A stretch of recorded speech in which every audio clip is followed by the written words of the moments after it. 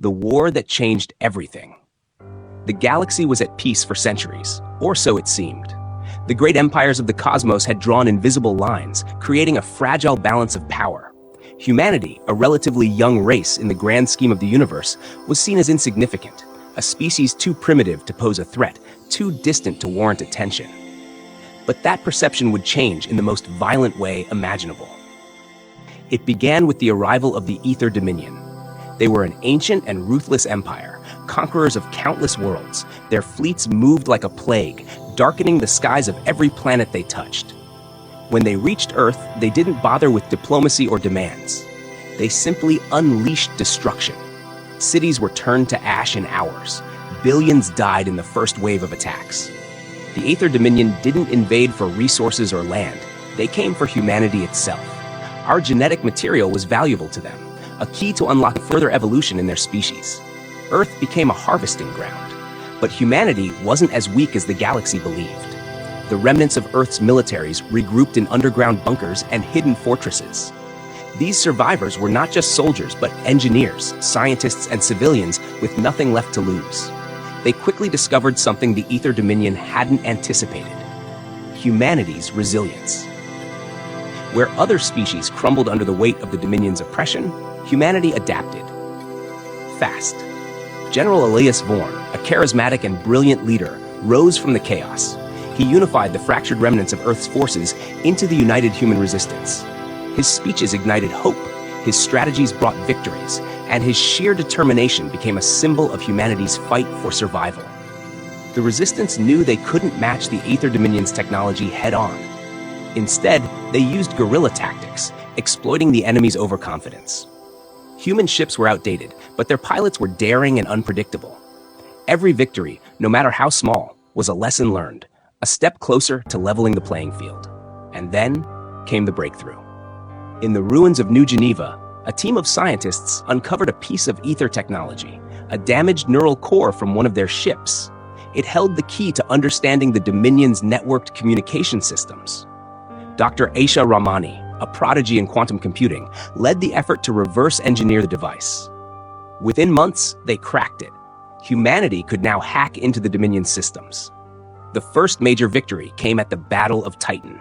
The Aether Dominion had set up a massive orbital station around Saturn's largest moon, using it as a staging ground for further attacks.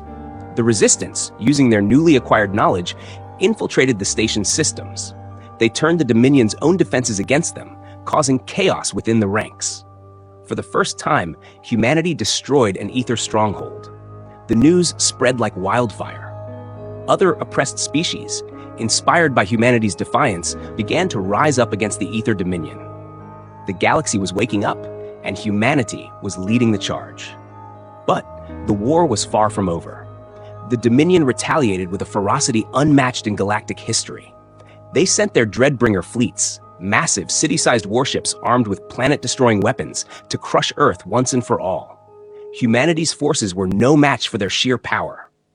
The Resistance retreated to the asteroid belt, using the natural terrain as cover. It was there, among the drifting rocks of space, that humanity unveiled its greatest weapon, the Nova Strike. Developed in secret, the Nova Strike was a weaponized form of dark energy, capable of tearing through the fabric of space-time. It was unstable, dangerous, and untested. But humanity had no other choice. In a desperate gambit, General Vorn led the Resistance's fleets in a direct assault on the Dreadbringer Armada. The battle was chaos, a swirling storm of fire and destruction. Human ships darted between the massive Dominion vessels, exploiting their bulk and lack of maneuverability. The Nova Strike was deployed, ripping through the largest Dreadbringer ship in a blinding flash of light. The explosion created a chain reaction, crippling the entire fleet. The victory came at a cost. Thousands of human lives were lost, including General Vorn. His sacrifice, however, became the rallying cry for the galaxy. Humanity had shown the universe that even the mightiest empire could fall. With the Dreadbringer fleet destroyed, the Aether Dominion's grip on the galaxy began to weaken. Their forces, spread thin and demoralized, faced rebellion on every front. Humanity, now armed with salvaged Dominion technology, led the charge, liberating one planet after another. The final battle took place on Zephyr Prime, the Dominion's capital world. The Resistance, now a coalition of multiple species, launched an all-out assault. The skies above the planet burned as ships clashed in a massive orbital battle. On the ground, soldiers fought street by street, inch by bloody inch. Dr. Ramani, who had become one of the leaders of the resistance, infiltrated the Dominion's central command hub with a small team. They uploaded a virus into the Dominion's neural network, severing their centralized control. The once unified empire collapsed into chaos. When the dust settled, the galaxy was forever changed. The Ether Dominion was no more.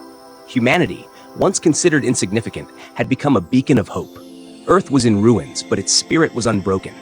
The United Human Resistance transformed into the Galactic Concord, an alliance dedicated to ensuring no empire would ever again dominate the galaxy. Humanity's rise had come at a great cost, but it had also ignited a new era. The galaxy now knew that when pushed to the brink, humanity didn't just survive, it thrived. And in doing so, they changed the fate of the stars. The war had changed everything.